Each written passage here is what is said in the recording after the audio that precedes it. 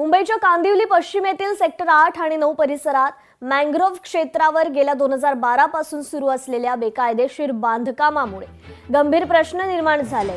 सदर जागा ही म्हाडाच्या व्यापारी संकुलासाठी आरक्षित असतानाही या जागेवर खुलेआम अतिक्रमण करण्यात आलं असल्याचा आरोप स्थानिक नागरिकांनी केलाय।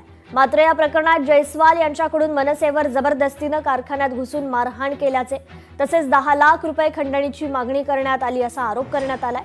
दरम्यान या प्रकरणात मनसेच्या 17 कार्यकर्त्यांवर गुन्हा दाखल करण्यात आलाय। जयस्वाल नावाच्या व्यक्तीने 2012 पासून सुरुवातीला एक मशीन उभं करून आजूबाजूच्या कांदळवन क्षेत्रात हळूहळू बेकायदेशीर भराव टाकण्यास सुरुवात केली होती। त्यानंतर काही वर्षात इथे 16 खोल्या उभारण्यात आल्या। तर या खोल्यांमध्ये पक्की शौचालय देखील बांधण्यात आली। धक्कादायक बाब म्हणजे या ठिकाणी वीज पाणी जोडणी देण्यात आली असून सध्या आणखी मोठ्या प्रमाणावर नवीन खोल्या उभारण्याचं काम सुरू असल्याचं नागरिकांचं म्हणणं आहे।